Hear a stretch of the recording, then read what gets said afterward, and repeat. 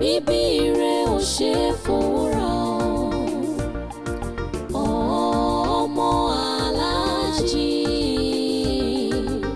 bíbí rẹ̀ ò ṣe fòwúrà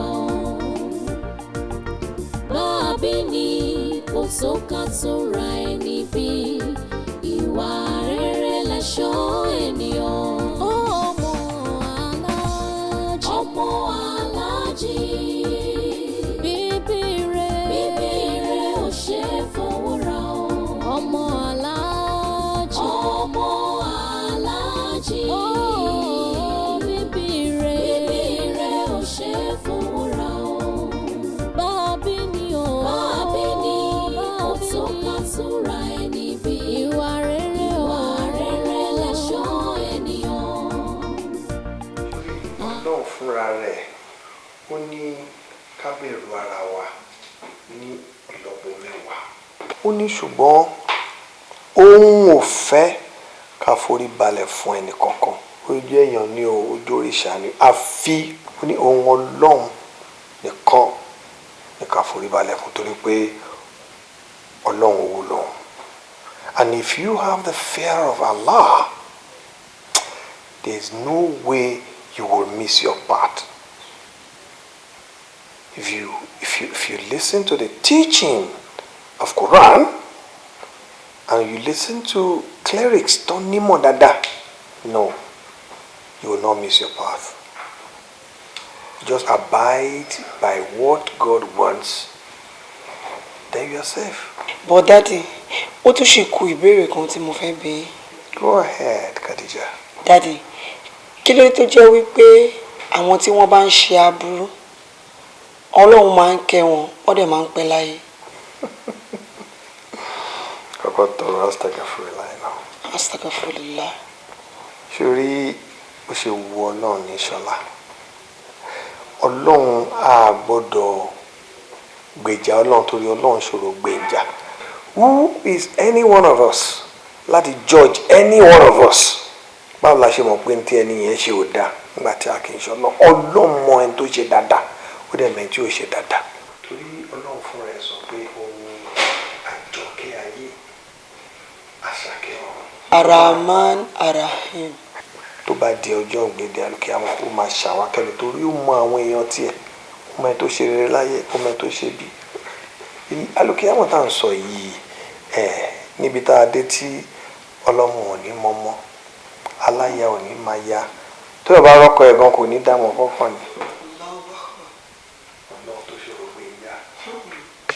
Dad, one promise me ní kankan. I would never disappoint you. I will appreciate that. Torí wípé ẹ̀yin ni ọ̀run mi dẹ̀ ní tàpá sí láéláé.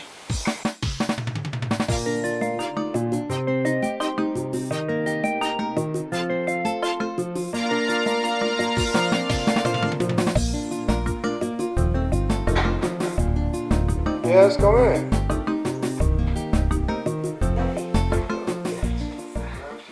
Yes, sir. Mi ò rò pé mo rí ojú èrè o. Oh, ọ̀rẹ́ Khadija ni mí, sir. What's your name? Sarah, sir. You a Christian? Yes, sir.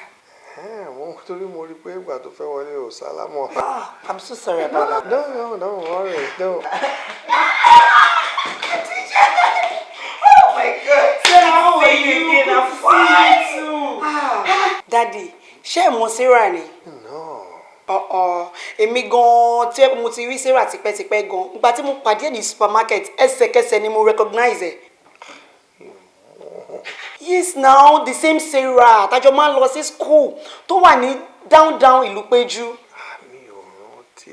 Daddy, tí ni wọ́n wà ní end of Ìlúpéjú. Wọ́n tó máa ń ní ẹ tí gbin fáfá ìkara wọn máa tẹ̀lé ọmọ pásítọ̀ Ayẹni. Oh, òyìnbó.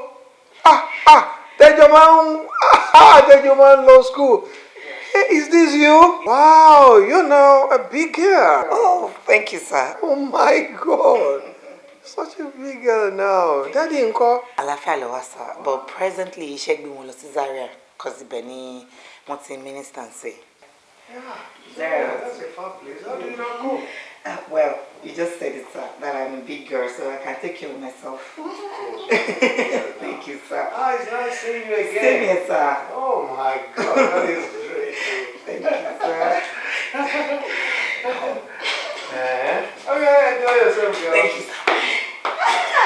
Thank you, sir. Wow.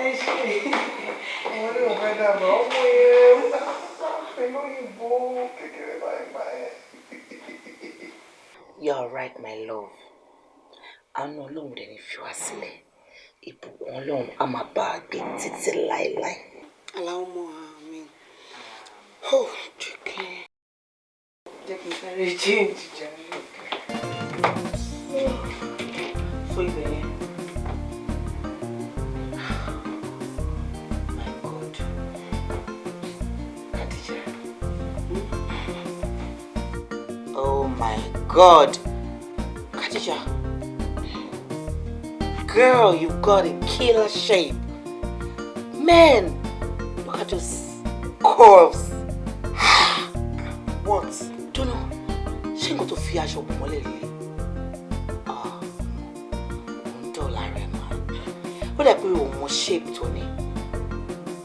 Figure 8. Ṣorí àwọn ọkùnrin tó máa tẹ̀ tó bá handle ẹ̀ tó máa gba ẹ̀ mú. Pẹ̀lú kan tó gbé yìí, wọ́n fẹ́ gbogbo òkè ìṣòro ẹ̀ wọ́n á fi sọ́ disipẹ̀tẹ̀lẹ̀. Sarah, ṣorí bó ṣe rí mi yìí, factory fitted leléyìí o, tó dẹ̀ ní factory warranty. Eléyìí kì í ṣe àgbélẹ̀rọ bọ́lọ́hún ṣe dá mi lélẹ̀. Ẹni tó bá ti rí gan ti mọ̀ pé eléyìí ò ń ṣe plastic surgery. This is real, girl. Torí ẹ̀ náà ni mo fi ń cover gbogbo ara mi káwọn ọkùnrin má lè harass mi. Well, they won't harass you, but trust me, girl. Ẹni ọkùnrin tó bá já mọ́ lọ́wọ́. Oh, serious intent. Anyway, sure, my case, I will let you know.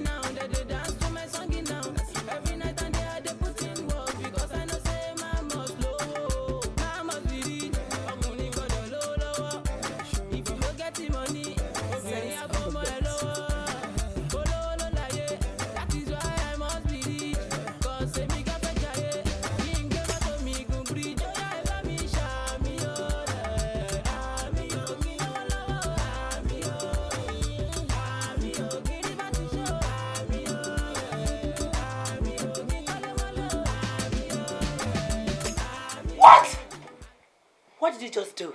Sarah, kí ló tó pa music? No, because you just wowed me. Like, I am surprised. Mo shock, man. Ṣé ìwọ ni mo rí tó Johnson àbí wọ̀kọ́? Tí mi ò tiẹ̀ tó rárá. I was just looking at you. So, you can really dance this much? Very, very much. Good! Girl! Ṣé mo kò lè take ijó yìí up as a profession? That is not possible now. Will I go to the club and all that? Kilomajo and possible. Are you for real? Come on, I want to educated Lomaron, but you know, tell us about our own June club or Moburuku. It depends on what you like. Jackie and boss brain. So, even in school and saying, school, I want more lossy school. Want to encourage you come and vocational studies. Apart from one kawi, anything to buy him, okay, talent any. I'm encouraging. That's why I'm encouraging you. You can dance. So take it up as a profession. Wait. Oh, take Mom Derek. She's in the US. Otibori, she made to make overall. She made a total sum of $82 million. Now, take a share Naija money. Hello, Niemaje. My dear, you can even make much more. To take enjoy all. You can dance. Hey, me mama jo. Mo can try ni o. But mo ṣe rí step yẹn. Ah! Pẹ̀lú ìjábí ni o. Tó bá wọṣọ tó wà sexy kan. Tó gbé gbogbo curves ẹ̀ jáde. Táwọn èèyàn remain. They will be crawling to you with money. They will be chasing you around with money. Oh, money. Ah, man, I'ma take it up. Èmi gan ni mama manage. Mama gba cut tèmi. You give me my own percentage because I know you will make much money. Think about it. Dancing is your talent.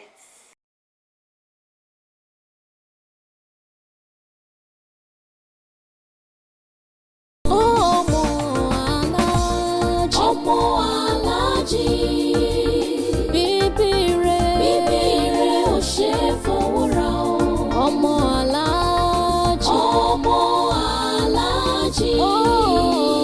bíbí rẹ̀ ò ṣe fowó ra o. Bábí ni ó tó ká tó ra ẹni bí. Ìwà rẹ̀. Mother, but you well, baby come, my love, number one, only God, that's love, Africa, number one, come, baby come, follow me, Kiyamata come to my dance floor, follow me, go, Kiyamata come to my dance floor, Pamparobo. Well, I want you close, I will never let you go. Well, I want you close, I will never do you wrong. Well, I want you close, I will never let you go. Cause you always make me happy, I will always be with you.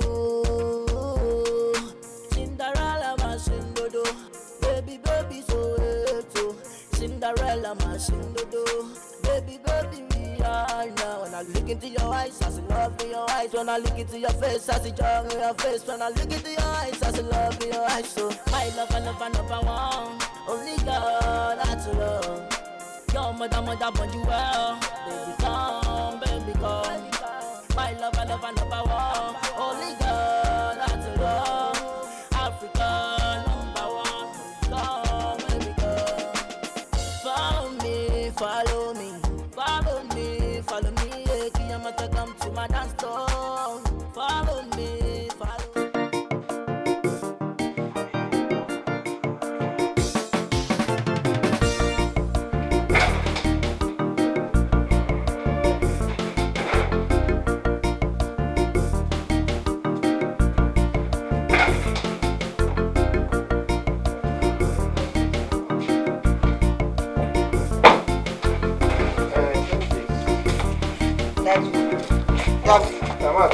You guys are 10 days. Ẹ ṣọ́ ń pé ẹ fẹ́ lójú 10 days. 10 days ni màá lò. Nǹkan tèmi ṣe ń tẹnu mọ́ 10 days yẹn ni pé mò ń wò pé ṣé owó tí mo fi lẹ̀ fún ẹ ṣé ó máa tó yín fún 10 days. 10 days. Yes. Ṣé kò kí n ṣe pé fẹ́ lójú 10 days lọ? No. Tó bá jẹ́ pé owó torí owó tẹ fún wa ni it is enough. Kẹ́ lò 2 months gan-an a lè ná tán. Mi ò lè lójú 10 days lọ. Mo kàn fẹ́ kó jẹ́ pé owó tí mo fi lẹ̀ máa tó ni tí ò bá dẹ̀ ti ní tó pè mí lórí fóònù máa ṣe transfer sí àkáǹtì ẹ̀.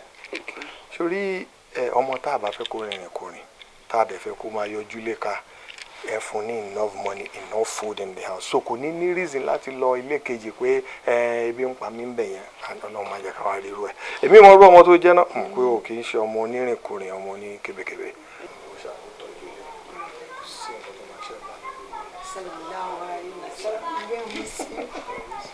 All right, Daddy. Ẹ wo kẹ́ bá mi ra nǹkan oríṣiríṣi bọ̀. Oríṣiríṣi ni màá dẹ̀ rà. All right. Allahumma salli. Bye.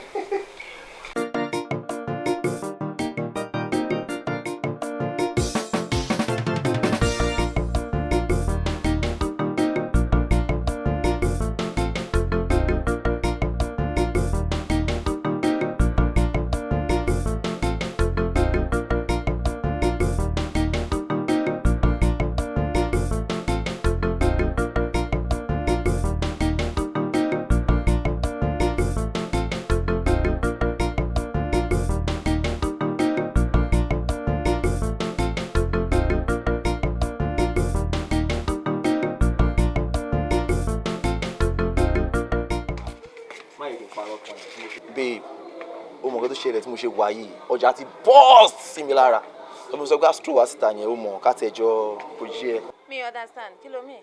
o understand kò sẹ́ni tó máa rí wọn bí báyìí náà ó mọ̀ ká tẹ̀sáyé mú wọn kàn náà. Kí mi sílẹ̀ asin I don't understand. Nǹkan tó ń tọ́ra sọ fún mi sì ni pé ká ṣe nǹkan openly níta báyìí kó dẹ̀ máa rí wa. but babe ní sùúrù kò sẹ́ni tó máa rí wọn bí báyìí kò ní pẹ́ rárá. no má sọ fún mi pé nǹkan tó yẹ kó o pè mí bọ́ síta nìyẹn èmi náà dẹ̀ ń tẹ̀lé ẹ̀ bọ̀.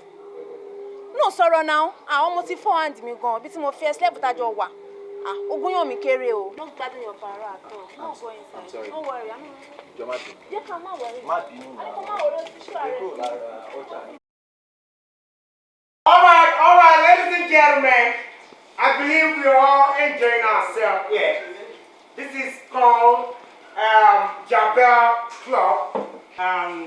Okay, I can't finish it. But what you want to learn about now? Mo ti sọ fún pé gbogbo yẹn máa gbádùn ara yín because mo ní àwọn villas in the building. All right, what about now? Gẹ́gẹ́ bí owó ń ṣe mọ̀ pé ní club wa ní Jabel Club níbi tí gbogbo nǹkan ti ń ṣẹlẹ̀ every time báyìí la máa ń gbádùn ara wa. Ó wá ní àwọn ọmọ kan tá a máa ń kó wá tó máa ń jó fún wa tó bá ti wá jó bẹ́ẹ̀ yẹn ní hòtẹ́ẹ̀lì tiwa ní club wa yìí ó ní iye tá a máa fún wọn. We give them 200,000 naira. So tó bá wá wù ẹ́ nígbà táwọn ọmọ ẹ bá ń jó torí pórí ẹ wú láti ràn wá lọ́wọ́ láti dá sí iṣẹ́ Olúwa o lè jáde wá kórè mi ká fi kún owó yẹn. All right, ladies and gentlemen, right about now, I want you all to put a round of applause for yourselves. So ní báyìí, I want to introduce to you one of my dancers. Please make some noise as I welcome to you, Angel.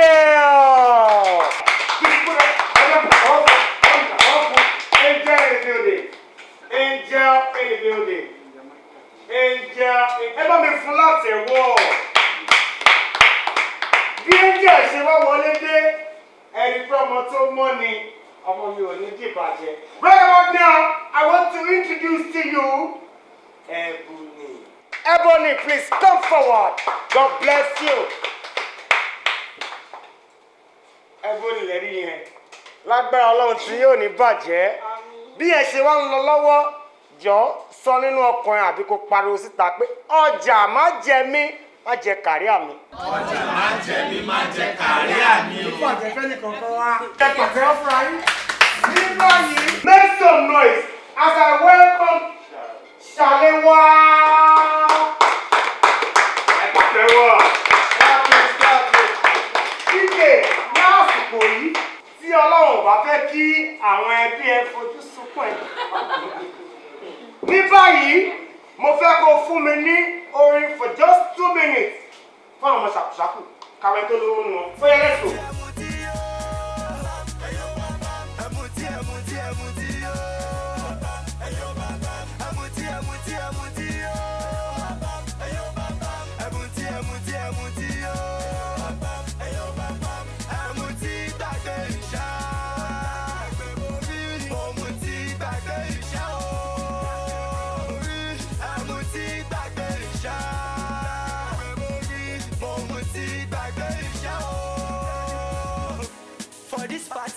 Cause trouble, oh yeah, baby.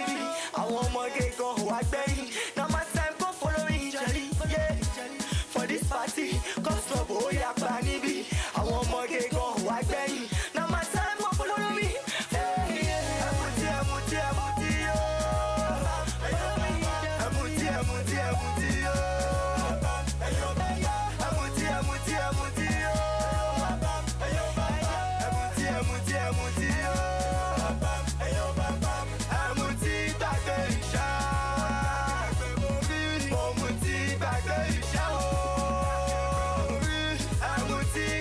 DJ bá mi wálẹ̀ ẹ bá mi pàtẹ́wọ́ fún àwọn ìṣe. Ní báyìí mo fẹ́ gbé ọmọ kan dìde mo dẹ̀ fẹ́ kí gbogbo yín bá mi fún ní àtẹ́wọ́. Right about now, please make some noise as I welcome Lizzy. DJ bá mi gbé sókè bá mi fún ẹ. What you have been taking now? Where they make you the mala?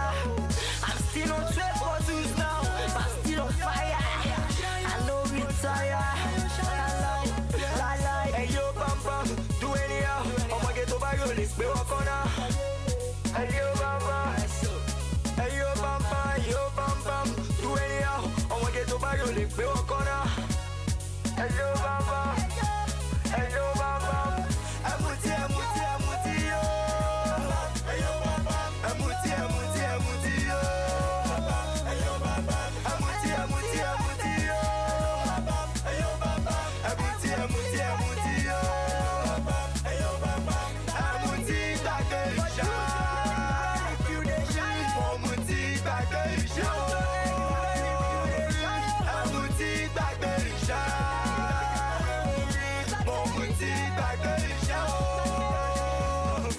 For this party, cause trouble, oh yeah, baby. I want more gay go walk baby. Now my time come follow me, Jolly. Yeah. For this party, cause trouble, oh yeah, baby. I want more gay go walk baby. Now my time come follow me.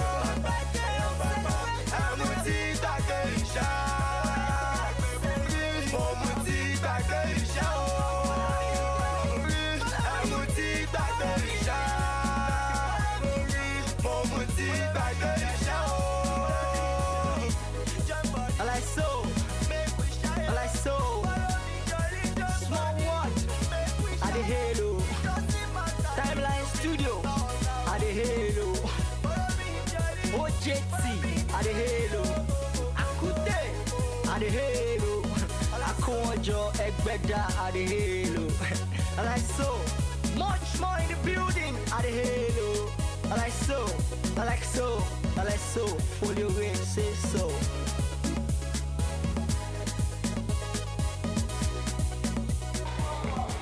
Hey, what now? What's wrong? What's up? What are you doing here? Stay here. Why? I wait. Everything happening in there, it's normal. It's a normal thing. Can't stay. Wait now.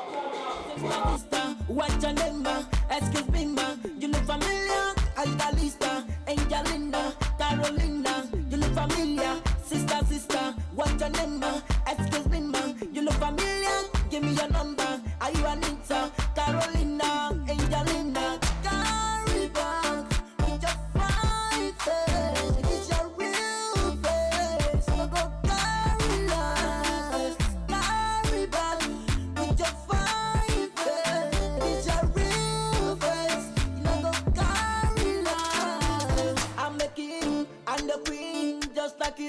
Just like you, I'm a prince and the princess, just like you. Come here, emperor, I need an empress, girl. Just like you. I'm a god and the goddess, just like you. Just like you. Asa kini gbogbo rubbish yẹn náà. Tó fi mí sílẹ̀ sọ́tọ̀ lọ́tà lóbìnrin. Irú rubbish wọ nìyẹn. I'm sorry, Bùnmi. Wọ́n ṣe pé mo kàn lọ bá obìnrin ọmọ tí mo lọ bá yẹn ó ní nǹkan tó ṣẹlẹ̀ tí mo ṣe tẹ̀lé. Kí ni o bá ṣẹlẹ̀ tó fẹ̀mí sílẹ̀ sínú club tó lọ́tà lóbìnrin lọ? Irú rubbish wọ nìyẹn náà. Bùnmi ti ń pariwo. Mi ṣe ni máa pariwo. All right, jẹ́ ká wọlé, màá explain fún ẹ. Ó yá wọlé. Ó yá wọlé.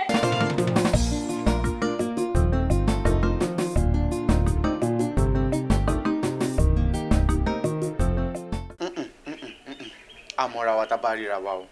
Ọ̀rọ̀ yóò dẹ̀ ń ṣọ̀rọ̀ ojú òlè rárẹ̀ wa kó má wò. Kí ló dé? Ó ti concentrate lórí ọmọ yẹn jù. Ṣé ọmọ yẹn minute tó fi ń wo ọmọ yẹn tó ṣẹ́jú rárá? Mo tún fọwọ́ gbá ẹ báyìí ò dá mi lóhùn. Ìwọ tí mo dẹ̀ mọ̀, mo mọ̀ pé o kì í wo obìnrin báyẹn rárá. Tell me there must be something behind this. Kí ló ṣẹlẹ̀ gangan? Ṣé kí n má parọ́ fún ẹ, Akin? Ó ká mi. Ó ká mi. Mo ṣé wo ṣàkíyèsí pé kọ́wọn ọmọ yẹn yàtọ̀ láàrin gbogbo òkúta ni. Òótọ́ ni. Ṣé o rí nǹkan tọ́mọ yẹn kárì ni? Okay o notice pé ọmọ yẹn ń ṣe Tòkunbọ̀. Bàbá follow come ni. Ọmọ yẹn fine ju kéèyàn má lè wò lọ mẹ́ẹ́n. Ọmọ. Ṣé kí n má parọ́ tán ẹ?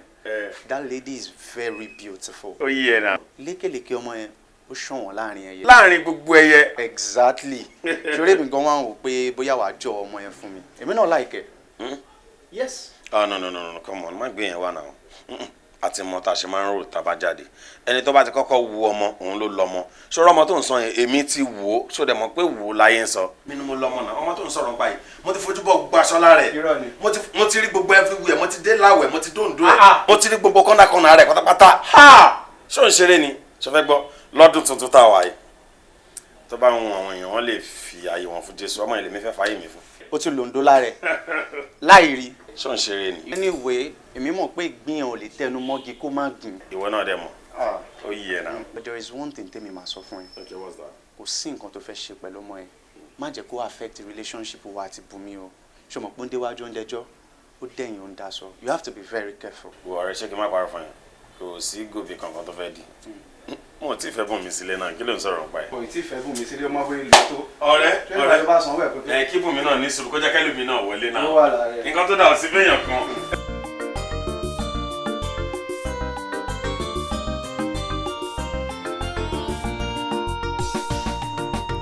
ọmọ Alhaji bíbí rẹ̀ ò ṣe é fún. What's wrong with you? Sarah mi ò like ẹ. Sarah ni mi ò like ẹ. Kí ni gbogbo rubbish yìí? Kí ni gbogbo ẹ bá mi perform? I don't like it. You're shouting. Come on. The guy loves you and he's only trying to play with you. Hello. Kí ló ń ṣe babe tó ń ṣe bí ọmọ ilé mọ́mú náà? Why? Come on. What on need to say why? Why? Why am I doing what? Come on. Why not? Kí ló ń ṣe now? Why are you hurting me now? I'm Why? not hurting you. This is unfair. This is unfair. Come on. The guy just likes you and he's trying. Well, no, take it easy. You know, she's just coming up. But that's what I'm doing. Mo take it easy now, man. Tell me, but take it easy, mommy now. Boy, you got to my jar on my bike, got to my work club. Really, anytime, one people. Sarah, okay? One more, darling, the nickname.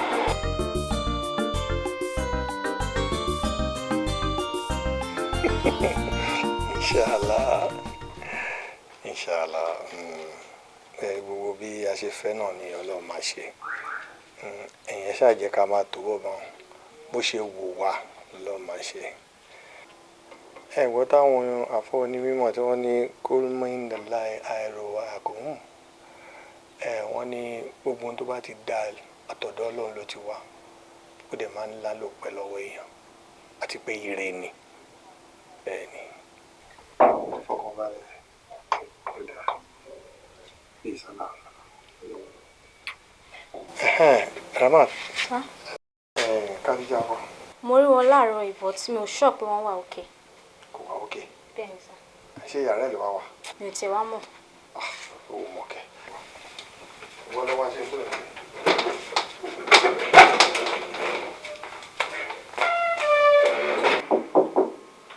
Alaikum. Wa alaikum salam. Alhaji dúró ń bọ̀.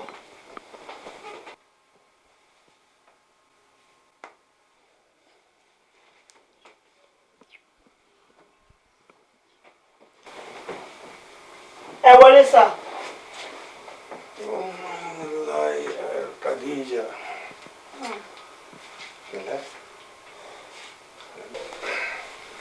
Khadija. No. Pẹ̀lẹ́, my dear. Pẹ̀lẹ́, báwo lára ẹ̀ ń sìn? I'm getting better. Yeah, good. Kí wá ní nǹkan tó ti rí lò gan? Mo ti lògùn nídàjí.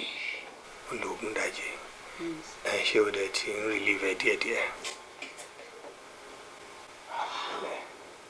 Ó máa lọ since tó ti lògùn máa lọ tán.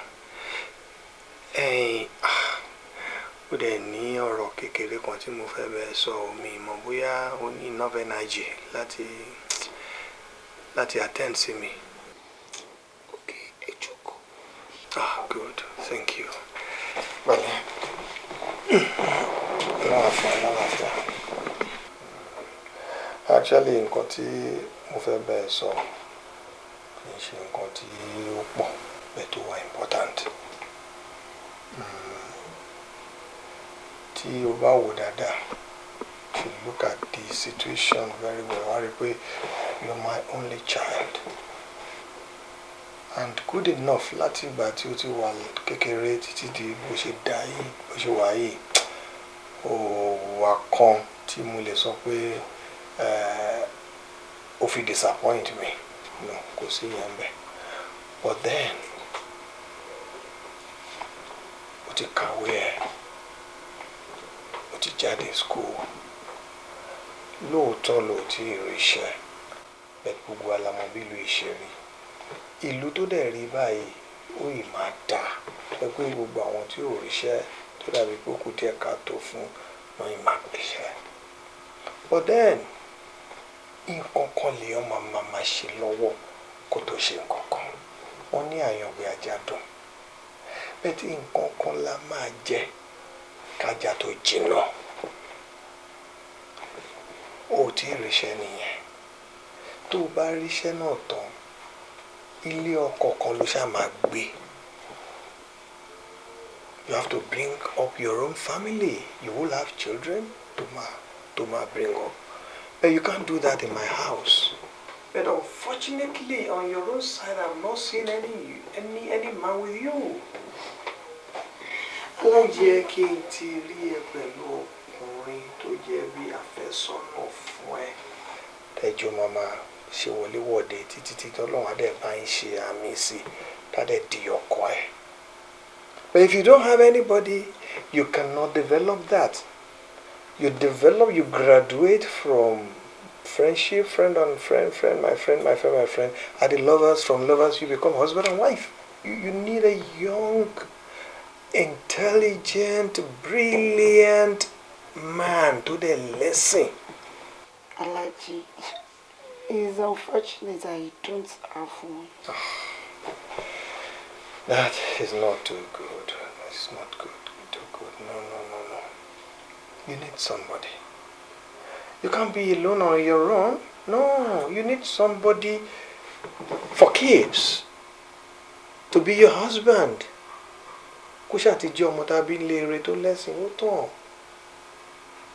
I want you to look out for one. Somebody must come here. You can't be as beautiful as this, and you want to tell me no man will say hello there. If that is the case, down alone. Pick a good guy. Introduce him to me, and it's okay. Okay, Daddy. Are you promising? I promise. You cross your heart? I cross my heart. That's my girl. Okay, Jay, can relax there, Shepo. Sorry, I have to disturb you, huh? Okay. Khadija, I am very, very sorry. Like, I'm deeply sorry. Mo kì í ṣe yẹn bẹ́ẹ̀ yẹn torí pé mo ti wà no spirit ọtí ni. Thank you. Oh my gosh, àwọn bọ̀dá wa tí mo wèrè yó. Wọ́n wá ń fa wèrè láyà. Kí ló dé náà ṣe báyìí náà? Ṣé mú mi ṣeré ni? Ó ti reply. Ẹni sọ̀rọ̀ ó ti reply. Ọtí. Did you just say ọtí? You are not man enough to know your gauge. Bẹ́ẹ̀ni. Wine is a mocker. Mo gbé o. Ó ní wine is a mocker. Kò sí lọ́nbẹ̀. Kò parọ́ àbí? Àtúngbọ̀ mi. Strong drink is raging. Ṣùgbọ́n nǹkan tó tún sọ.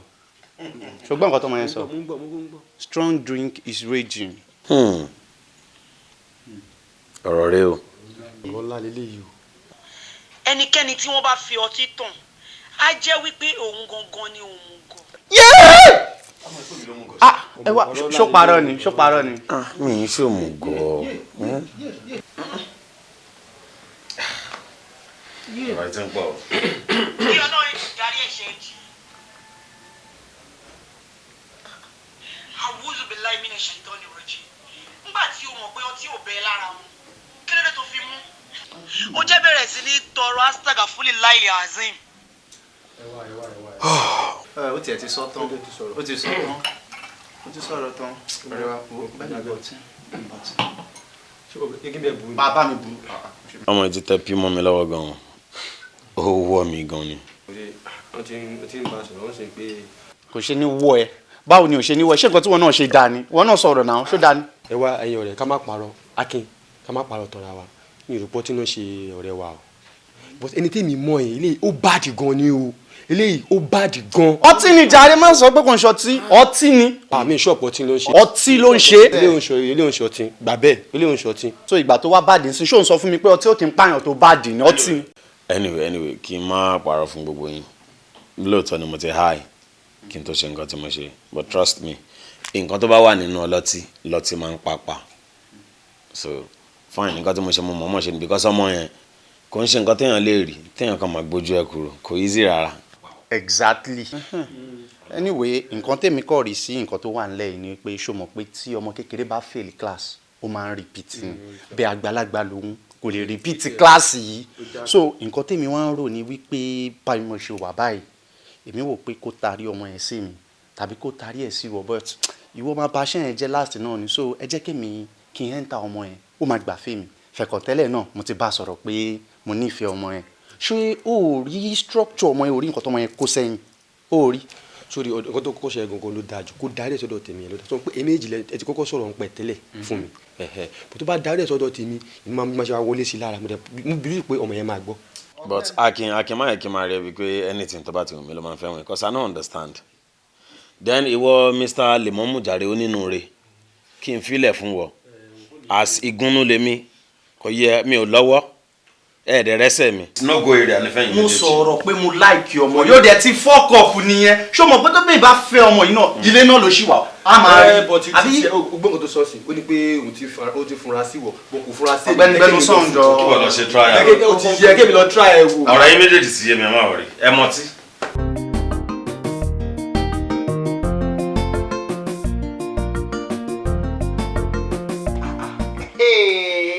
Asan ìwọ mo rí báyìí láì gbà visa. Definitely wíìkì máa dà ifá kí n kò máa ṣe fàájì mi lọ pé wíìkì yìí ó ti ṣọ́ọ̀jù pọ̀ máa dà. lágbára Ọlọ́run wíìkì máa dà fáwọn méjèèjì. Me. So what's up with you? Hope you're fine. I'm good. I should be asking you torí mo pé àìrèwú lọ́sàn kí ló ṣẹlẹ̀ tá a fi rí yín o. Yeah, I'm fine too, but kọ́ ẹ pé nǹkan kan wà tí mo gbéra mi wọnú ẹ̀ tí mo dẹ̀ ń try láti yọra mi tó jẹ́ pé mi rí yọ I don't know. ọ̀rẹ́ Kadija tí n bá message ẹ̀ ń sìn kò kí n reply. my text messages ni mo ti send sí i. ọkọ máa ń ka messages mi ni kò kí n reply at all.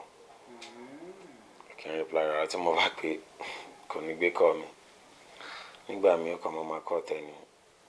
wọ́n ṣọ́ mọ nǹkan tó funny jù náà rọ̀ ìṣẹ́ra ni pé the more tí getting hurt me, the more tí mo ń love her. I don't know. Yeah, well, there's really nothing you can do about love. When you're in love with someone, when you're in love with someone, you're in love. Kò sí nǹkan tó lè ṣe sí. Even kẹ́ni náà máa ṣe dáadáa, ẹni tó love ló love. But the best thing ni kéèyàn love ẹni tó love èèyàn padà. No, she loves you. It's just that. Kadija, ó kò jẹ́ pé ó ní one or two things. Ó jẹ́ pé ó máa ń, put it into consideration. But ó dẹ̀ tó jọ mẹ́ta tèmi àtẹ̀tẹ̀ ra o. But weekend yìí àmàríra, I'm sure about that. So ti máa rí màá bá sọ. Okay. Because reason tí mo ṣe wá bí lélẹ̀ mo believe pé ìwọ àti ẹ̀ súnmọ́ra yín dáadáa. So I believe you can help me talk to her. Maybe I can't cut a job lost so don't. I just want to see her. But cut a job cook up. Was in no motor. Me came come for Jimmy. No. You only work. Ṣé mo pé mi gbọ́dọ̀ parọ́ fún ẹ. Pàdí mi ni. Ilé àwọn Kadija on ṣe bí ta kò lè kó gire wo. Àbẹ́ burú. Èmi àti ẹ̀gbọ́n tá bá fẹ́ ríra pa ní láti jáde. Ó ní àwọn codes tá máa lò ká tó lè jáde pé a máa lọ pé bẹ́yẹn. But don't worry. Trust me, right? You trust me, right? Don't worry. I'll sort you guys out. Please do. Please. Okay, no wala because tell me to be nǹkan tá máa ṣe ni mo te tó pé tá bá jáde, anything ọrùn mi náà ló máa wà o mo bóyá fẹ́ ragbá fẹ́ ra o ni. But since tó ní ọ̀dọ̀ wọn ṣe o kò sí wàhálà. I believe you just let me talk to her please. Okay, kò sí wàhálà.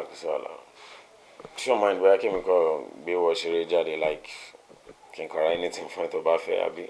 Èmi ò mind though, I'm just home alone. At least tọrẹ mi bá sí nílé mo lè take place kí n kò tẹ máa represent díẹ̀. It's fine, we are team. Àbí kí n mú ọtí wá kó tẹ kúrò náà mọ̀ díẹ̀. Fine, mi tẹ̀ sí mood ọ̀tá. Oh, okay. I'll be right back.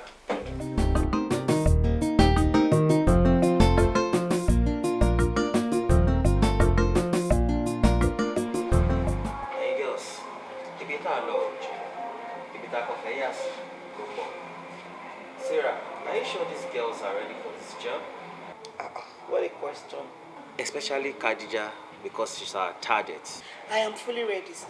You don't have to doubt my girls. They've been very ready ever since. Tell him about ready. Oh yeah, I want to shit on. Well, good, because Yekini. No, more understand. Come on, like we are kiss a combo me. I to have my king to. Abio, I am fully ready and I can't wait to sign the document. Yeah. What's ready? Yes, ready. Go Angel, go Angel. I told you, my girls are super ready. You just keep the ball rolling and let's keep going. No problem. Like I said earlier, Khadija is our main person. And mama so mama girls. That's fine.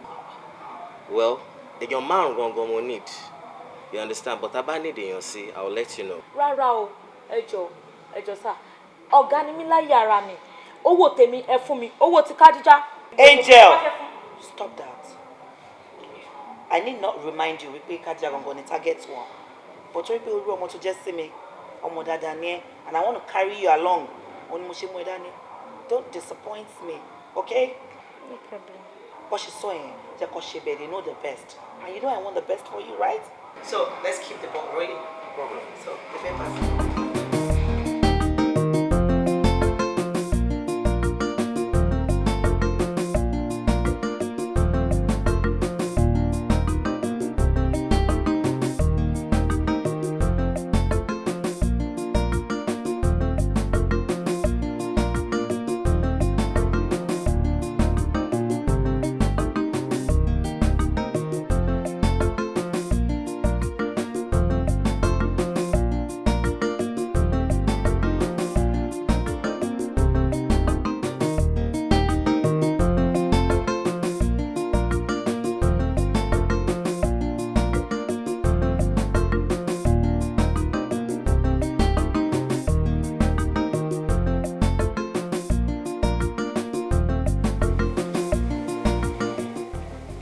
Hello, Sarah. What's up? Okay, sure, okay. Oh, we should discover a new set of clothes. Timothy look for joy. Oh, nice. You really need to be here there. I'm sure you're mad, go. Sure now. Emi ofin pe woman e ma ni o. Emi ti run pe bi a kin ko order everything online. Why they deliver? I send everything since. Worry. All right, girl.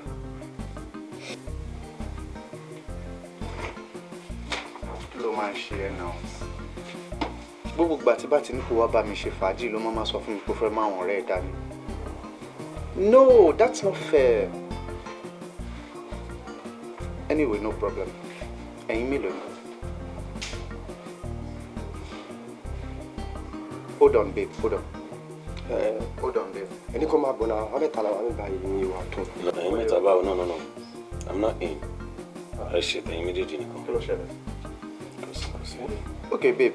Nǹkan tó ṣẹlẹ̀ ni pé ẹ̀yin mẹ́tẹ̀ẹ̀ta ẹ lè jọ wá o. Ẹ̀yin méjì ni kẹ́ wá.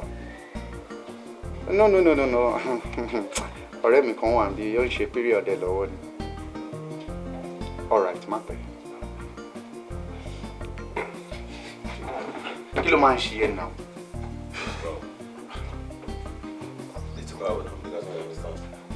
Kí ló ń ṣe náà?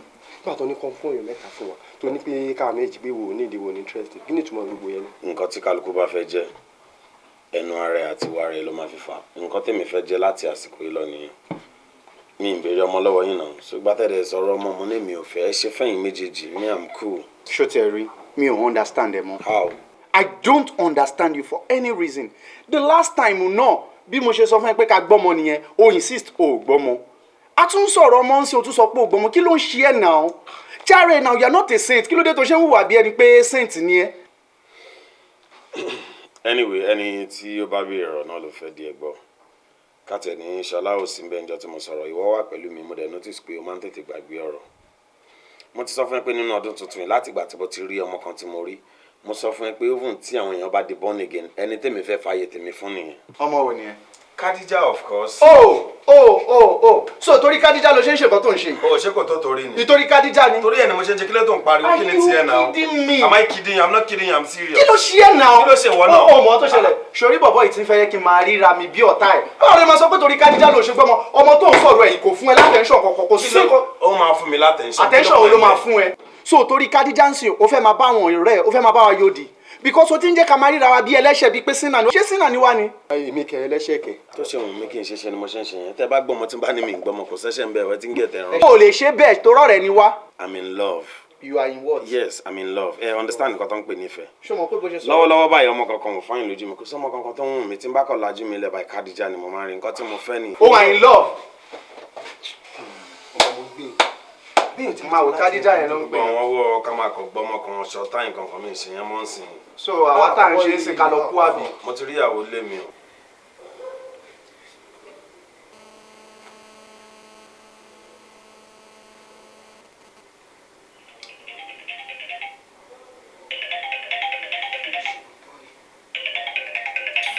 Azan, can you please stop calling me?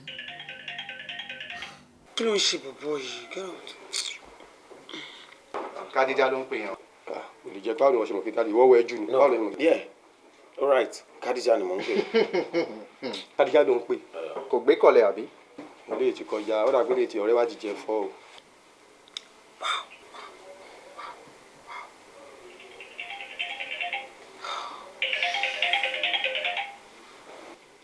Azan, can you please stop calling me?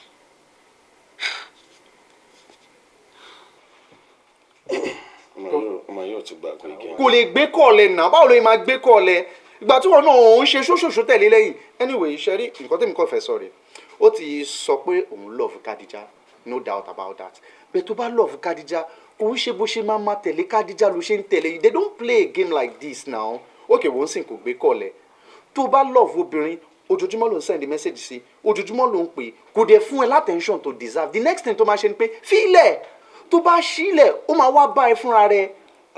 Akin tí wọ́n ṣe fẹ́ ṣe nǹkan tí ó yàtọ̀ sí tèmi ṣe máa ṣe nǹkan tèmi. You understand?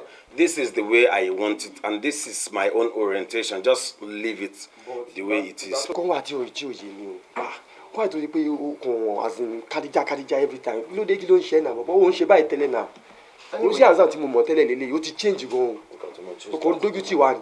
Anyway ṣorí àbọ̀rọ̀ là ń sọ fọmọlúàbí tó bá dénú máa dòdìdì tó bá sọ pé ògbọ́ tèmi èmi jẹ́ ká mọ̀ títí wa. tó bá pẹ́ tèmi ti ń pè tó bá pẹ́ tí mo ti ń pè tó bá dijọ́ kan wọ́n máa change mind tiẹ̀ bí wọ́n ṣe ní thinking tọ̀dọ̀ tiẹ̀ ni pé kí wọ́n máa pẹ́ ni ẹ̀mọ́ tó bá yọ máa pè ẹ́ tó ṣe wà lórí tèmi ni pé kémi máa pè lọ tó bá yọ máa gbà fún mi.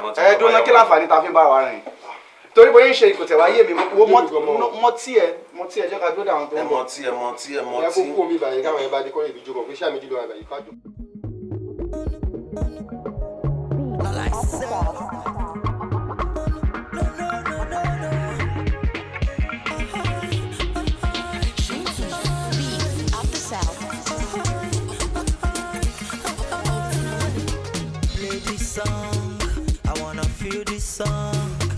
The song you play today, the song I need tomorrow. Just put the music on. Play this song, I wanna feel this song.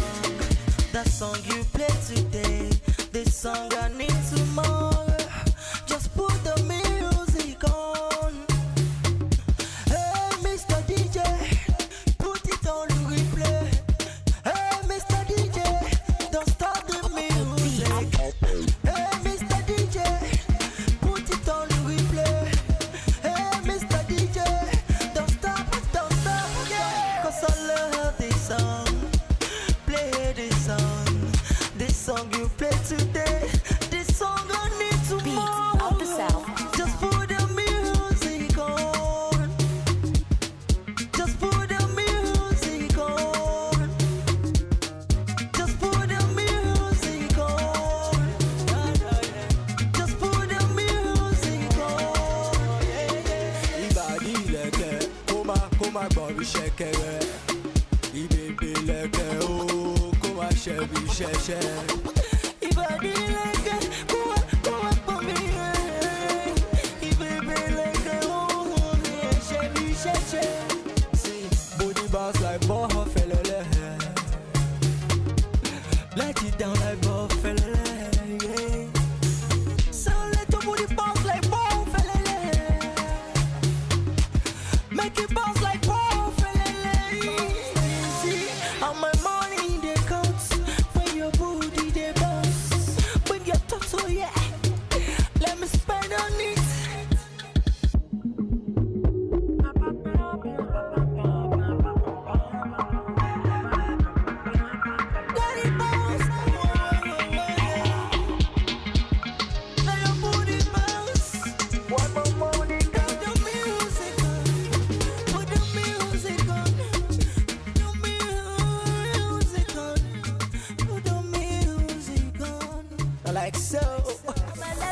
be one with you, can't share the world. You don't know what you're missing, girl.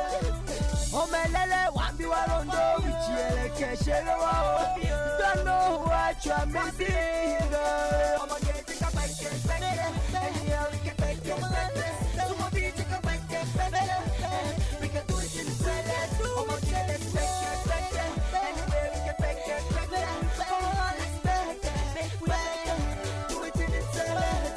Oh, I'm a lele, one be one you, can't share the world. You don't know what you're missing, we just oh, my lele, one be one with you, can't share the world. You don't know what you're missing. Get up in your style, and your dress good to find. It's all about me and you tonight, night. Girl, I'm all yours tonight. Now you and me today. But tomorrow, mommy, you'll say, like on Nimoa, this Spartacus. Nimoa, be pom. Okay, she DB, your door. And me, Gangani, your money, your door. Give it to you, girl, no stop. No stop. Oh, yeah, we can do it anyway. While you walk on a shadow, let your body be on my body, girl. Bambi, oh, my lele, one be one with you, can't share the world. You don't know what you're missing, girl.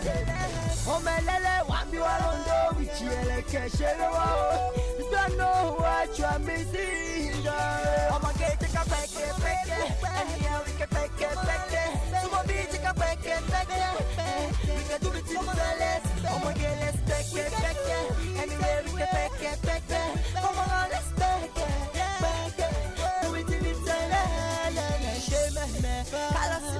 Shame, baby. Let's go, yeah. In the grandma, the thing shall Kala shame, baby. Kala shame, baby. Let's go, yeah.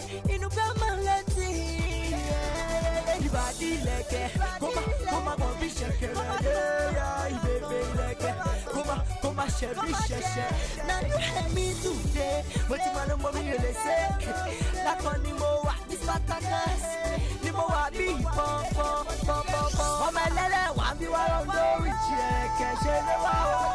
You don't know what you're missing, girl.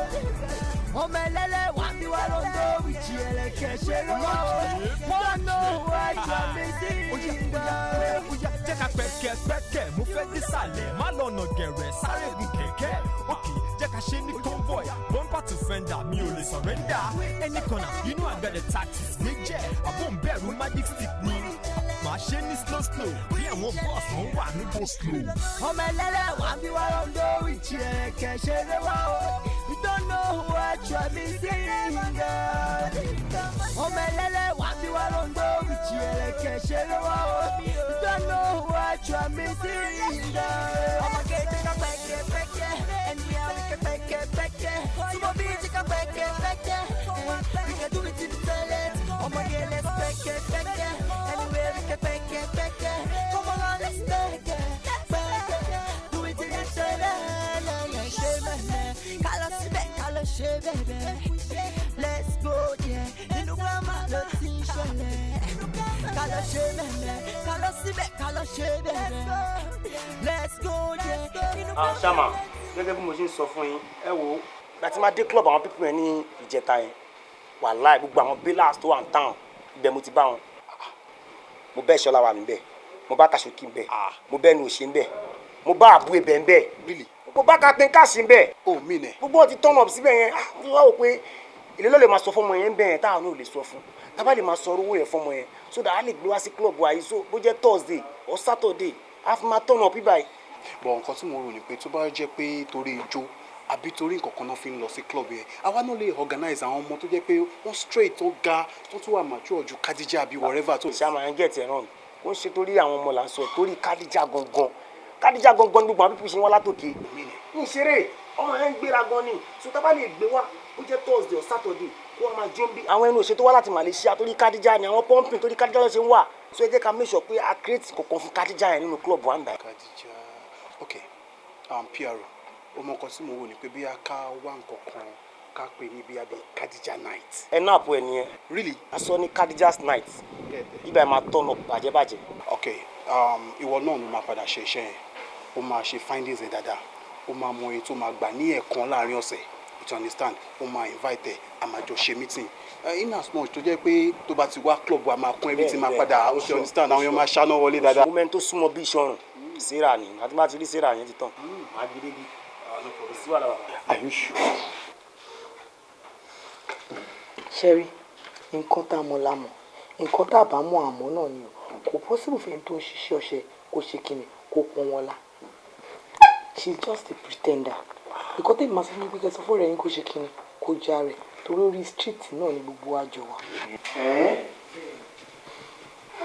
inú mi ti ẹ̀ dùn pé ó finally dá mi lóhùn látijọ́ tí mo ti ń pè ẹ́ tó kí n gbé kọ́ mi Khadija mo ń sọ fún ẹ mú kí n ṣèyàn bẹ́ẹ̀ o ìjọ ta kọ́kọ́ ríra torí ọtí ló fà ṣùgbọ́n pé mo ti sọ fún ẹ láìmọye ìgbà please foríjì mi kó dẹ̀ fún mi láàyè I'm begging you please. Hasan ó ṣe mí o ó kò jẹ́ wípé mo busy díẹ̀ pẹ̀lú iṣẹ́ mi lẹ́nu ọjọ́ mẹ́ta yìí àti wípé mi ò fẹ́ ní kankan ṣe pẹ̀lú ọkùnrin bí irú tiẹ̀ tó jẹ́ pé gbogbo obìnrin tẹ́ bá ti rí ní club aṣẹ́wó lẹ máa ń pè wọ́n. ṣòro ìkórè bẹ́ẹ̀ mo ṣàlàyé fún ẹjọ́ yẹn pé ọtí tí mo mu ló jẹ́ kí n ṣe bẹ́ẹ̀ yẹn mo kì í ṣèyàn bẹ́ẹ̀ rárá má bínú sí mi èmi náà mọ̀ pé nǹkan tí mo ṣe ń jọ yẹn ò dáa kò sí nǹkan tó máa sọ fún ẹ náà ju pé kó má bínú lọ tí mo mọ̀ pé tí n bá pè ẹ náà àbí mo send message nǹkan tí mo máa sọ fún ẹ náà ni please má bínú sí mi it's fine mo mọ̀ pé mi ò lẹ́nu ọ̀rọ̀ but má bínú. Hasan try láti understand me I don't want any close relationship between you and her. ó kò jẹ́ wípé irú embarrassment tó fún mi ní ọjọ́ yẹn I would never want any man to ever try that with me again. irú nǹkan bẹ́ẹ̀ ò ní ṣẹlẹ̀ mo promise ẹ. Like I said, I'm not bad. Trust me. Tó bá tiẹ̀ gbà pé ká fi dating bẹ̀rẹ̀. Let's start as a friend. At least fún ẹ láti lè mọ̀ mí dáadáa. I should trust you. Yes. Okay, I will think about it. You will think about it. She will think about it. Uh-oh.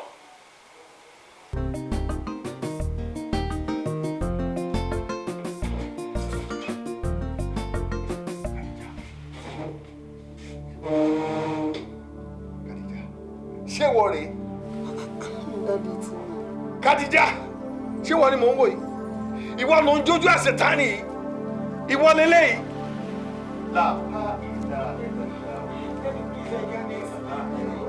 Ṣé o mọ̀ pé nǹkan tó ṣe èyí ó lè bà orúkọ mi jẹ́? Orúkọ tèmi ti ń build for years ṣé o mọ̀ pé ó lè bàjẹ́? Whoever sees this now wọ́n ní ẹ̀wọ̀ ọmọ lágbájá èmi náà máa dárúkọ. O ti fi ìranu tiẹ̀ o ti fi stain èmi báyìí. Just look at you, my own child, my own child. This is egun oníhòòhò no wayi. This is like dancing naked. Look at it. This is like you dancing naked. Daddy, please, I can explain. What do you want to explain? Before you disgrace me, I'll kill you and Allah will forgive me. That is not what you think. I'm not doing it for anything.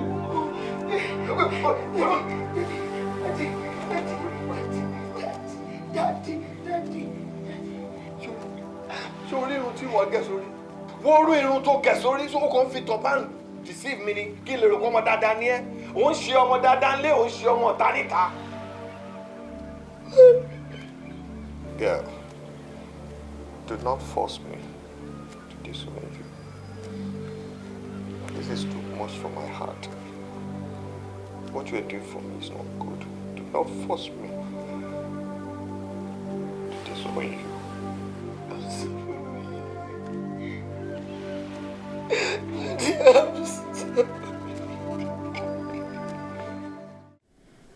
Khadija. Yes, then. Ṣé ká sọ pé orin ló like ni àbí ijó gangan? Èwo nínú méjèèjì? Ṣorí àtijọ́ àtorin ọmọ ìyá kan náà làwọn méjèèjì torí bó ṣe ń wò mí ṣẹ̀kẹ̀rẹ̀ ni mí. Ṣẹ̀kẹ̀rẹ̀. I really understand.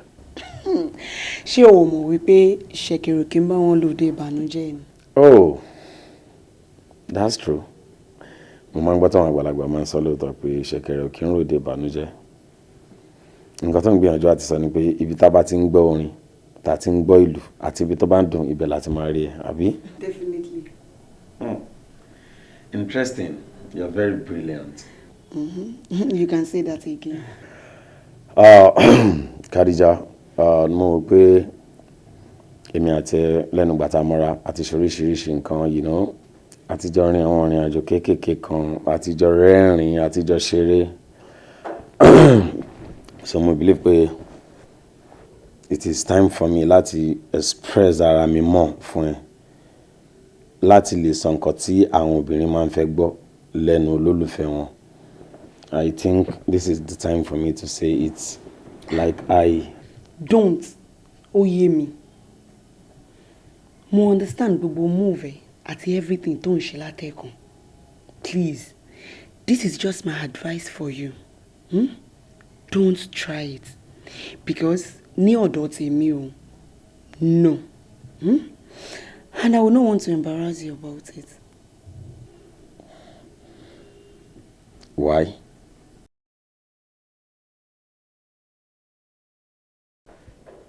Because ìbẹ̀rẹ̀ ìfẹ́ ló máa ń dùn. Tí ìrìn àjò ìfẹ́ bá ń lọ, ó máa ń dì kòrò ní. I don't even want to involve myself in any marriage. No! No! Khadija, why tó ṣe jẹ́ kí àwa ṣe ìfẹ́ tiwa ní ìfẹ́ yẹlé? Ẹyẹlé tó jẹ́ pé kò kí ń bónílé jẹ kó bónílé mu tán, kó wá dọjọ́ kan ṣòro kó yẹrí. Nígbàgbọ́ nínú mi, Khadija, mi ò lè yẹra fún ẹ nígbà kankan. Ìfẹ́ tèmi ò lè dàbí irúfẹ́ tí wọ́n sọ yẹn. Because I truly love you. Trust me, Khadija. I truly love you so much and I want to marry you. Hassan, trust you? Trust me. Trust me. Hassan. Lọ́wọ́ dúró tiẹ̀. Allahumma amin ta'ala. Ọlọ́run ọba ọlọ́jọ́ òní kò ní yọwọ́ lọ́rọ̀ ẹ̀. Àmín. Gbogbo dáadáa tó wà ní ayé Ọlọ́run jẹ́ jẹ́ tiẹ̀. Allahumma amin. Lánàá Olúwa mọ̀. Sallallahu alayhi wa sallam. Mo dúpẹ́ lọ́wọ́ rẹ gidigidi. Hassan, mo dúpẹ́ ní ọwọ́ rẹ gidigidi. Ìdí ọpẹ́ mi pọ̀. Sórí nínú reason tí mo ṣe ń dúpẹ́ lọ́wọ́ ẹ ni pé àwọn àìṣedéédé kan wà tí ó wà lọ́wọ́ Khadijat tí mo dẹ̀ rí pé ó ti ń bá mi gbà lọ́wọ́ ẹ̀ torí pé lásìkò tó bẹ̀rẹ̀ sí bá ẹ rìn làwọn kìnìyàn náà kúrò gbogbo àwọn kùdìẹ̀kùdìẹ̀ yẹn àsìkò tó dé nínú ilé ayé ẹ̀ làwọn kìnìyàn kúrò ó dùn mọ́ mi púpọ̀. Alhaji, ṣe rí Ọlọ́run ní ọba tí ọpẹ́ yẹ. Bí ọ̀rọ̀ tí ẹ̀yin àgbàlagbà máa ń sọ àti ọ̀rọ̀ tí wọ́n jẹ́ kó yé wa pé Al-Qur'ani náà sọ pé ibi tí ìfẹ́ bá wà ní Ọlọ́run ọba wà. Ìfẹ́ tó wà láàrin mi àti ẹ ló jẹ́ kí gbogbo nǹkan yẹn máa bọ́ sí rọrùn Alhaji. Kí ẹ dẹ̀ máa wò kò ń ṣèmi nìkan ni mo gba nǹkan kúrò lọ́wọ́ Khadija o. Àwọn nǹkan tí Khadija náà change nínú life mi ó pọ̀ gan Alhaji. Bọ̀ torí pé tọ̀dọ̀ tèmi ló hàn sí ni. Nǹkan tó ṣẹlẹ̀ náà ni pé sórí ibi tí ìfẹ́ bá wà náà lèèyàn ti ń rírú nǹkan bẹ́ẹ̀ gbà lọ́wọ́ ara wọn. Ìfẹ́ ló mú ìwọ tó fi listen sí gbogbo nǹkan tó bá ń correct lára ẹ̀. Ìfẹ́ ló ń jẹ́ kó náà listen sí ẹ when you say something is not good. Ìfẹ́ yẹn náà ni àmọ́ àti wàá ṣe tó àfi tá a bá sọ irọ́ dòótọ́. Báwo la ṣe fẹ́ sọ irọ́ dòótọ́ ni pé kẹ́ ẹ jẹ́ ká mú ọjọ́ kẹ́ ẹ ṣe nìka ẹ̀ ká má pẹ́ lórí ní kéṣikéṣi má bá wa lórí rẹ̀. Bẹ́ẹ̀ ni bá pẹ́ lórí mi kéṣikéṣi á bá wa bẹ́ẹ̀. Alhaji, èmi náà ní plan fún nǹkan yẹn but nǹkan sì ń. Ẹjọ́ náà àbí kò wọ́ fẹ́ káwa sọ̀rọ̀ lọ́kùnrin sọkùnrin ṣé kò wọ́ fẹ́ kí kó kúkú bá ẹsẹ̀ rẹ̀ sọ̀rọ̀. Alhaji. Yes. Pẹ̀lẹ́. Alhaji, ẹ má kí n parọ́ fún yín. Khadija wùn mí fẹ́ o. In fact, mi ń dẹ̀ ready láti fi Khadija lẹ̀ fẹ́ ní kankan. Tá a bá pẹ́ lórí mi èsìkéṣi á bá wa ń bẹ̀ o. àbí àwọn kan máa wà ń tà tán máa lè gba Kádíjà mọ́ ẹ lọ́wọ́. Mi ò fẹ́ kọ́ gbà mọ́ mi lọ́wọ́. Tó bá ti fẹ́ kàn gbà wá dẹ̀ ṣe kíákíá kó sọ fún àwọn ọmọ mi àti dádì kẹ́ mọ́jọ́ káwa náà mọ́jọ́ bí kájọ wo déètì kẹ́ ṣe nìkan ẹ̀ kí gbogbo tó rùn tán. torí I don't know tó bá ilé mùsùlùmí àwọn ọ̀pẹ́ àtòrí ànífẹ́ kọ́ mọ wá rìnrìn kùnrin tó bá dẹ̀ ti wà lé ọkàn ti balẹ̀ pé ó ti wà lábẹ́ ọ̀rọ̀ ilé ẹnìkan kò ní lè kú. Má ṣiṣẹ́ lórí yẹn kíákíá sàmúládé ìkẹfà sí lágbára lọ. Ṣiṣẹ́ lórí ẹ̀kọ́ tó bá kò jẹ́ kí n mọ where is going on.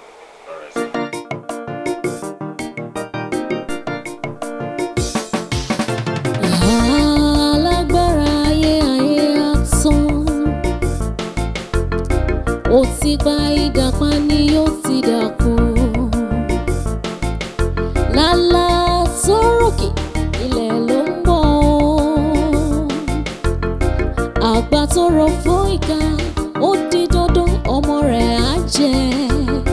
Láṣẹ ní ká ṣe rere nítorí ọ̀la.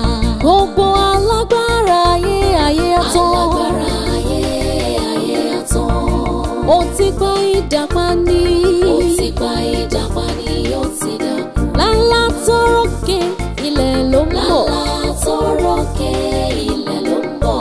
Àgbà tó rọ̀ fún ìka, àgbà tó rọ̀ fún ìka ó di dandan ọmọ rẹ̀ á jẹ́ o. Láṣẹ ní ká ṣe rere torí ọ̀la.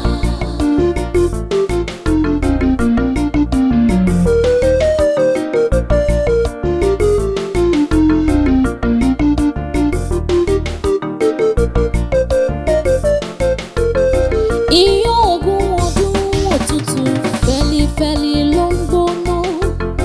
Ahéré ti yá kéyìn oko nìyẹn, àkìtàn ti kẹ́yìn ọjà. Ohun tó yẹ kó jẹ́ kókó ti wá ní kókó. Darling. Where am I?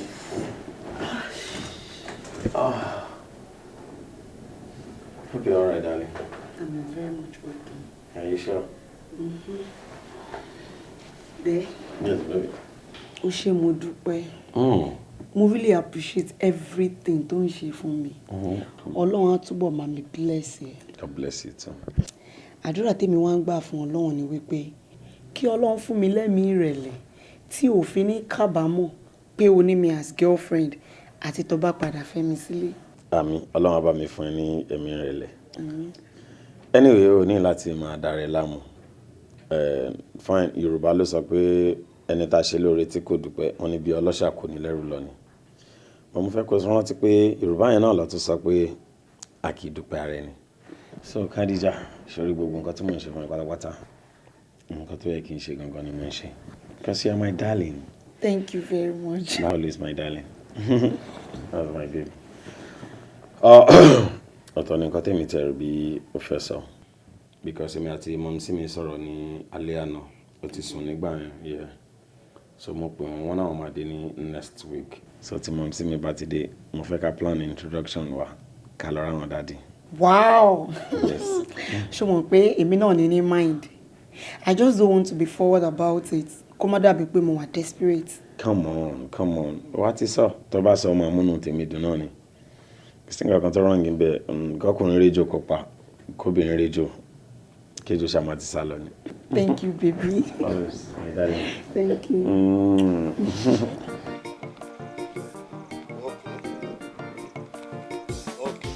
Ṣó dá ẹ lójú? Ó dá ẹ lójú? Mo mọ gbogbo bẹ̀ yẹn. Okay. Thank you.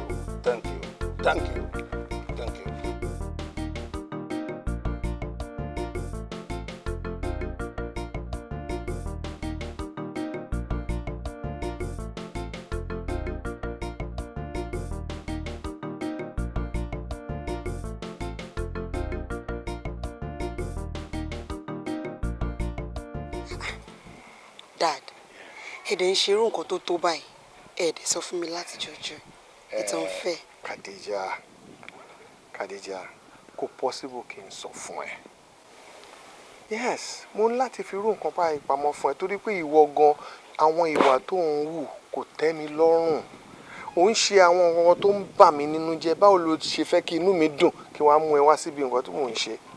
Àmọ́ nígbà tí mo ti rí pé o ti change, Hasan ti bá mi tún àwọn nǹkan tó dàbí pé kùdìẹ̀kùdìẹ̀ lára ẹ, àwọn nǹkan tí ò ṣe dáadáa, ó ti bá mi ṣe tó yẹ pé o ti ń ṣe dáadáa ń sìn. Èmi náà wá rí i pé Khadija ti di ọmọ dáadáa, or at least ó ti ń hùwà dáadáa.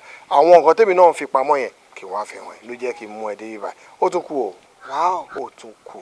Tàbá ti kúrò mi báyìí, màá mú ẹ lọ sí another one and another one and another one. Òun náà ṣá bó ṣe ń ṣe é sìn ni kò máa ṣe. All right? All right, Daddy. You will be happy. Thank you. Let's go. Ká ní pé o ti ń ṣe dáadáa tí o sì ní. Please, hello, ẹjọ́ torí Ọlọ́run, ẹ fi sílẹ̀ torí Ọlọ́run. Kí ló dé? Who are you?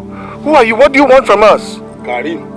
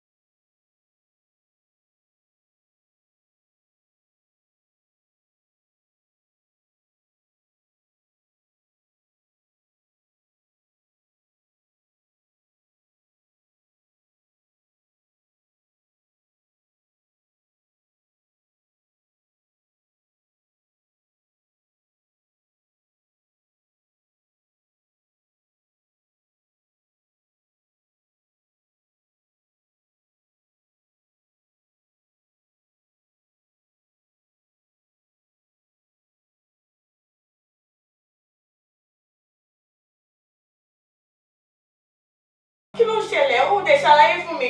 Ó kàn ní mo crayfish. Kí ni túmọ̀ crayfish? I don't understand. Explain to me. Kí ló ń ṣe mí? What are we doing here? Explain to me. Kí ló ṣẹlẹ̀? Will you keep quiet?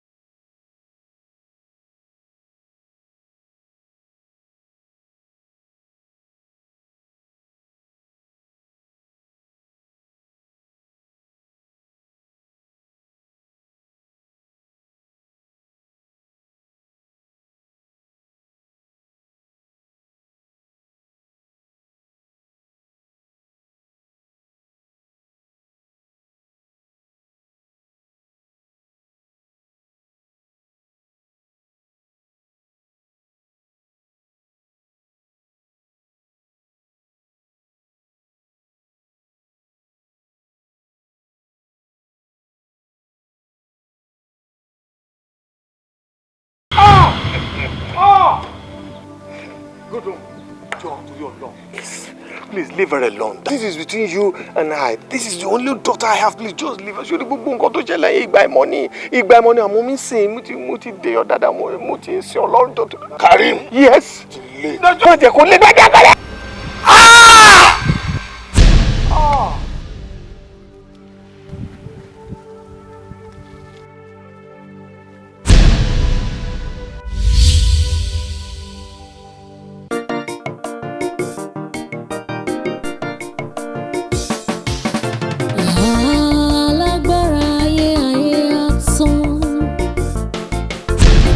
Ó ti gba ìdàpá ni ó ti dàkú.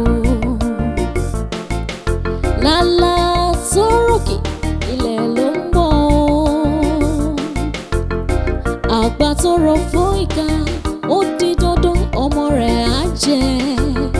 Láṣẹ ní ká ṣe rere nítorí ọ̀la. Gbogbo alágbára ayé atán. Alágbára ayé atán. Ó ti gba ìdàpá ni. Ó ti gba ìdàpá ni ó ti dàkú. Lálá tó rókè ilẹ̀ ló ń bọ̀. Lálá tó rókè ilẹ̀ ló ń bọ̀. Àgbà tó rọ̀ fún ìka. Àgbà tó rọ̀ fún ìka. Ó di dandan ọmọ rẹ̀ á jẹ́ o. Láṣẹ ní ká ṣe rere torí ọ̀la.